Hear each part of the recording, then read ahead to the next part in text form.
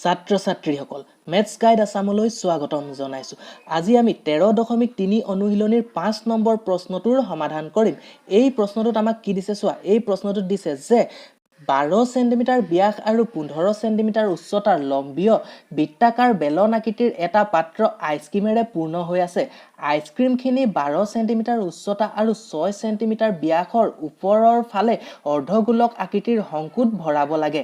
এই আইচক্ৰীমখিনিৰে পুৰাব পৰা এনে কিমান শংকু পাম নিৰ্ণয় কৰা। আমাক এই প্ৰশ্নটোত শংকুৰ সংখ্যা নিৰ্ণয় কৰিবলৈ কৈছে। ঠিক আছে, আমাক প্ৰশ্নটোত কি দিছে আকৌ চোৱা, আমাক দিছে যে 12 সেন্টিমিটাৰ ব্যাস আৰু 15 সেন্টিমিটাৰ উচ্চতাৰ লম্বীয় বৃত্তাকাৰ বেলন আকৃতিৰ এটা পাত্ৰ আইচক্ৰীমেৰে পূৰ্ণ হৈ আছে। ঠিক আছে, ধৰা এইটো সেই বেলন আকৃতিৰ পাত্ৰটো। ঠিক আছে, ইয়াৰ ব্যাস আমাক দি দিছে, ইয়াৰ ব্যাস কিমান দিছে 12 সেন্টিমিটাৰ। মই লিখি দিছোঁ ইয়াৰ ব্যাস কিমান 12 সেন্টিমিটাৰ আৰু এই পাত্ৰটোৰ উচ্চতা 15 সেন্টিমিটাৰ বুলি দিছে না, উচ্চতাটো মই ছাইডত লিখি দিছোঁ, ইয়াৰ উচ্চতা হৈছে 15 সেন্টিমিটাৰ। এতিয়া চোৱা, আমাক কৈছে যে এই পাত্ৰটোত থকা আইচক্ৰীমখিনি কি কৰিব লাগে, আমি 12 সেন্টিমিটাৰ উচ্চতা আৰু 6 সেন্টিমিটাৰ ব্যাসৰ ওপৰ ফালে অৰ্ধগোলক আকৃতিৰ শংকুত ভৰাব লাগে। ঠিক আছে, ধৰা এইটো হৈছে সেই শংকু আকৃতিৰ পাত্ৰটো। এই পাত্ৰটোৰ উচ্চতা কিমান বুলি কৈছে, উচ্চতা 12 সেন্টিমিটাৰ বুলি কৈছে, হয় না? উচ্চতা 12 সেন্টিমিটাৰ, মই ছাইডত উচ্চতা 12 সেন্টিমিটাৰ বুলি লিখি দিছোঁ। আৰু আমাক দিছে যে, আৰু কি দিছে, এই শংকুটোৰ ভূমি ব্যাস কিমান বুলি কৈছে 6 সেন্টিমিটাৰ। এই ভূমি ব্যাস হৈছে 6 সেন্টিমিটাৰ, ইয়াত মই লিখি দিছোঁ ইয়াৰ ভূমি ব্যাস 6 সেন্টিমিটাৰ। আমাক চোৱা, আমাক এই প্ৰশ্নটোৰ শংকুটোৰ আৰু এটা কথা কৈছিলে। শংকুটোৰ কি বুলি কৈছিলে, শংকুটোৰ ওপৰ ফালে অৰ্ধগোলক আকৃতিৰ বুলি কৈছিলে। শংকুটোৰ ওপৰ ফালে এনেকে এটা কি আছে, অৰ্ধগোলক আছে বুলি কৈছিলে আমাক। এতিয়া চোৱা, আমি এনেকুৱা কেইটা শংকু প্ৰয়োজন হ'ব সেইটো নিৰ্ণয় কৰিব লাগে। মানে এই বেলনটোত থকা আইচক্ৰীমখিনিৰে আমি এনেকুৱা কেইটা শংকু আকৃতিৰ পাত্ৰ পূৰ কৰিব পাৰিম সেইটো নিৰ্ণয় কৰিব লাগে। ঠিক আছে, এতিয়া আমি এই সমাধানটোলৈ আগবাঢ়িছোঁ। আমি প্ৰথমে কি কৰিম, দিয়া থকা মানবিলাক লিখি ল'ম। দিয়া আছে আমাক বেলনটোৰ ব্যাস 12 সেন্টিমিটাৰ বুলি দিয়া আছে, হয়নে? সেইকাৰণে আমি লিখিম দিয়া আছে বেলনৰ ব্যাস সমান 12 সেন্টিমিটাৰ। এতেকে বেলনটোৰ ব্যাস যদি 12 সেন্টিমিটাৰ হয়, তাৰ ব্যাসাৰ্ধ কিমান হ'ব আমি সেইটো উলিয়াই ল'ম। এতেকে বেলনৰ ব্যাসাৰ্ধটোক আমি কি আখৰেৰে দেখাওঁ, আৰ আখৰেৰে দেখাওঁ। ইকুৱেলটো কিমান হ'ব, ব্যাসৰ আধা হ'ব ব্যাসাৰ্ধ, 12ক আমি 2ৰে হৰণ কৰি দিম, সমান কিমান হ'ব 6 সেন্টিমিটাৰ।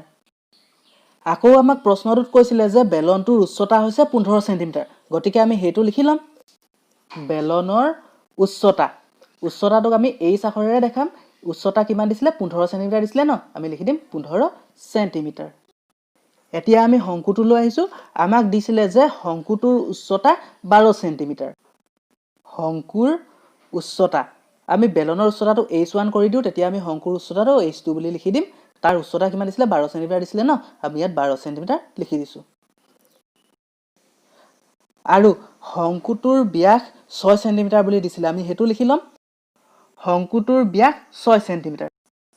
এতিয়া আমি শংকুটোৰ ব্যাসাৰ্ধ কিমান সেইটো উলিয়াই ল'ম। শংকুটোৰ ব্যাসাৰ্ধ আমি বেলনৰ ব্যাসাৰ্ধটোক r1 কৰি দিম হা, r1 কৰি দিম, তেতিয়া আমি এইটোক r2 বুলি লিখিব পাৰিম।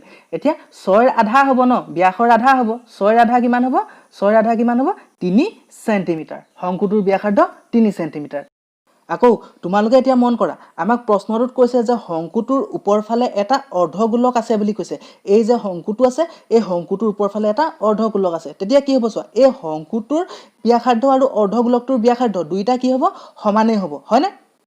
আমি সেইটোৱে এতিয়া লিখি ল'ম। আমি কি বুলি লিখিম, আমি লিখিম অৰ্ধগোলকৰ ব্যাসাৰ্ধ সমান শংকুৰ ব্যাসাৰ্ধ।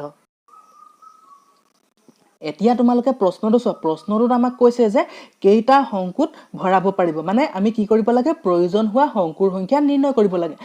গতিকে আমি কি কৰিম, প্ৰয়োজন হোৱা শংকুৰ সংখ্যাটো x বুলি ধৰি ল'ম। আমি লিখিম ধৰা হ'ল শংকুৰ সংখ্যা সমান x। এতিয়া প্ৰশ্নমতে এই বেলন আকৃতিৰ পাত্ৰটোত থকা আইচক্ৰীমখিনি আমি কি কৰিব লাগে, এই বেলন আকৃতিৰ পাত্ৰটোত থকা আইচক্ৰীমখিনি আমি এনেকুৱা শংকু আকৃতিৰ পাত্ৰত ভৰাব লাগে। এতিয়া আমি কি নিৰ্ণয় কৰিব লাগে, এনেকুৱা শংকু আকৃতিৰ কেইটা পাত্ৰৰ প্ৰয়োজন হ'ব আমি সেইটো নিৰ্ণয় কৰিব লাগে, হয়নে? এইটো নিৰ্ণয় কৰিবলৈ আমি শংকুৰ আয়তন, অৰ্ধগোলকৰ আয়তন আৰু বেলনৰ আয়তনৰ ফৰ্মুলা কেইটা ব্যৱহাৰ কৰিম। আমি যে এই ফৰ্মুলা কেইটা ব্যৱহাৰ কৰিম ন, এই ফৰ্মুলা কেইটা মই কাষত লিখি দিছোঁ। শংকুৰ আয়তন সমান 1/3 পাই r স্কোৱাৰ h। অৰ্ধগোলকৰ আয়তন সমান 2/3 পাই r কিউব। আৰু বেলনৰ আয়তন সমান পাই r স্কয়াৰ h আমি এতিয়া কি কৰিম আমি এই ফৰ্মুলা তিনিটা ব্যৱহাৰ কৰি এই সমাধানটো কৰিম তোমালোকে এতিয়া এই পাত্ৰটো চোৱা এই পাত্ৰটোৰ কি হৈ আছে এই পাত্ৰটোৰ এটা অংশ শংকু আৰু আনটো অংশ অৰ্ধগোলক গতিকে আমি এই পাত্ৰটোৰ আয়তন নিৰ্ণয় কৰিবলৈ কি কৰিব লাগিব এই শংকুটোৰ আয়তন আৰু এই অৰ্ধগোলকটোৰ আয়তন যোগ কৰিব লাগিব গতিকে আমি লিখিম শংকুৰ আয়তন যোগ অৰ্ধগোলকৰ আয়তন এই যোগফলটো হৈছে এনেকুৱা এটা পাত্ৰৰ আয়তন আমি এনেকুৱা এক্সট্ৰা পাত্ৰৰ প্ৰয়োজন হ'ব বুলি ধৰিছিলো গতিকে এক্সট্ৰা পাত্ৰৰ আয়তনটো নিৰ্ণয় কৰিবলৈ আমি কি কৰিব লাগিব এই যোগফলটোৰ সৈতে x পূৰণ কৰি দিব লাগিব এই এক্সট্ৰা পাত্ৰৰ মুঠ আয়তনটো কাৰ সমান হ'ব চোৱা আমি কি কৰিছিলো বেলন আকৃতিৰ পাত্ৰটোত থকা আইচক্ৰীমখিনি এনেকুৱা এক্সট্ৰা পাত্ৰত ভৰাইছিলো গতিকে এনেকুৱা এক্সট্ৰা পাত্ৰৰ আয়তনটো বেলন আকৃতিৰ আয়তনৰ সমান হ'ব গতিকে আমি ইয়াত লিখি দিম বেলনৰ আয়তন এতিয়া আমি কি কৰিম চোৱা এতিয়া আমি কি কৰিম আমি ফৰ্মুলা কেইটা পাতি দিম ঠিক আছে আমাৰ ইয়াত x আছিল x দি দিলো ইনটু কি আছিল শংকুৰ আয়তন আছিল আমি ইয়াত লিখিম শংকুৰ আয়তনৰ ফৰ্মুলাটো কি আছিল 1/3 পাই r স্কয়াৰ h গতিকে আমি ইয়াত লিখি দিম 1/3 পাই r স্কয়াৰ h এতিয়া শংকুৰ ব্যাসাৰ্ধটো আমি r2 বুলি লিখিছিলো সেইকাৰণে ইয়াত আমি r2 দি দিম আৰু উচ্চতাটো আমি h2 বুলি দিছিলো ন h2 দি দিম প্লাস কি আছিল অৰ্ধগোলকৰ আয়তনৰ ফৰ্মুলাটো কি আছিল 2/3 পাই r কিউব 2/3 পাই r কিউব এতিয়া এটো আমি r2 লৈছিলো ন সেইকাৰণে r2 কিউব বুলি লিখি দিম এতিয়া আমি ব্ৰেকেট ক্লোজ ইকুৱেল টু কি আছিল বেলনৰ আয়তনৰ ফৰ্মুলাটো কি আছিল পাই r স্কয়াৰ h আমি লিখি দিম পাই আমি ইয়াৰ ব্যাসাৰ্ধটো r1 লৈছিলো সেইকাৰণে আমি r1 দি দিম r1 স্কয়াৰ আৰু h2 h1 লিখিম এতিয়া নেক্সট আমি কি কৰিম ইয়াত কমন ল'ব পাৰিম ঠিক আছে আমি কমন থকাকিটা কমন লম x আছিল x দি দিলো এতিয়া চোৱা কি হৈ আছে ইয়াত 1/3 আছে আৰু ইয়াতো 1/3 আছে 2 * 1/3 2/3 টোক আমি হে বুলি লিখিব পাৰিম আমি 1/3 টো কমন লম 1/3 আকৌ পাই ইয়াতো আছে ইয়াতো পাই আছে আমি পাইটো কমন লম আকৌ ইয়াত r2 স্কয়াৰ আছে ইয়াত r2 কিউব আছে গতিকে আমি r2 স্কয়াৰ কমন ল'ব পাৰিম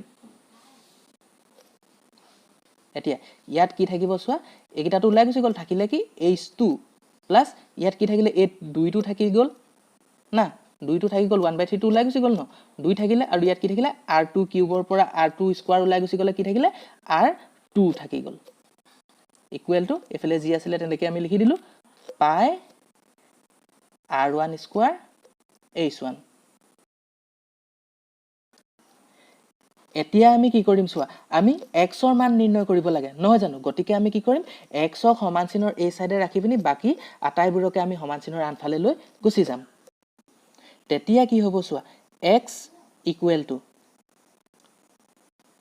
এই 3 টো x ৰ লগত হৰণ হৈ আছে তাক আমি সমান চিনৰ আনফালে লৈ গলে ইয়াত পূৰণ হ'ব মানে ইয়াত ওপৰত হ'ব এই 1 টো কাম নাই আৰু কি থাকিলে পাই r2 স্কয়াৰ এইটো ইয়াত পূৰণ হৈ আছে এফালে আহিলে হৰণ হ'ব মানে কলে আহিব তললৈ আহিব পাই r2 স্কয়াৰ ইনটু এইটো তো ইয়াত পূৰণ হৈ আছিল ন u এফালে তললৈ গুছি আহিব h2 প্লাস 2r2 আৰু ইয়াৰ ওপৰত এটো যেটো আছিল আমি হেতু লিখি দিম ইনটু পাই r1 স্কয়াৰ h1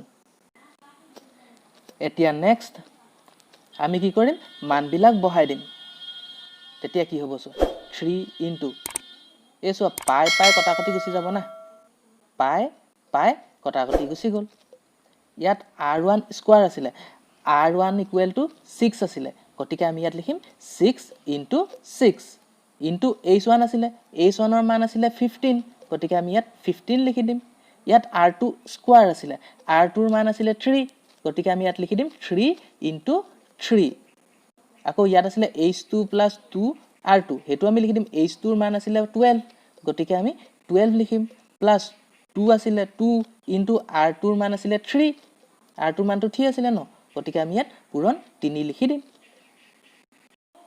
এতিয়া নেক্সট আমি কটাকটি কৰি দিম 3 3 কটাকটি গুছি গল এই 3 টোৱে 6 কাটি দিম 3 গুণ 3 3 দুগুণ 6 এতিয়া ওপৰত যি কেইটা থাকিলে আমি হেকিটা তেনেকেই লিখি দিম ঠিক আছে যি আছিলে আমি লিখি দিম 2 পূৰণ 6 পূৰণ 15 তলত থকাকেইটা কি আছে চোৱা 3 দুগুণ 6 আৰু 6 আৰু 12 যোগ কৰিলে হ'ব 18 এতিয়া আকৌ আমি কাটিব পাৰিম 6 গুণ 6 6 3 গুণ 18 এতিয়া আমি 3 এ 15ক কাটি দিম কেইবাৰ যাব 5 বাৰ যাব 3 গুণ 3 3 5 গুণ 15 এতিয়া ওপৰত কি থাকিলে 2 আৰু 5 থাকিলে পূৰণ কৰি দিম 5 দুগুণ 10 আমি পালো যে x = 10 আমি x টো কি বুলি ধৰিছিলো আমি x টো সংকুৰ সংখ্যা বুলি ধৰিছিলো হয়নে গতিকে আমি লিখি দিম এতেকে সংকুৰ সংখ্যা হ'ব 10টা এইটোৱে আমাৰ সমাধানটো এই সমাধানটো বুজি পোৱাত যদি কাৰোবাৰ কিবা অসুবিধা হয় মোক কমেন্ট কৰি জনাবা আৰু ভিডিওটো ভাল লাগিলে ভিডিওটো এটা লাইক দি দিবা ভিডিওটো শ্বেয়াৰ কৰিবা আৰু মোৰ চেনেলটো সাবস্ক্ৰাইব কৰিবা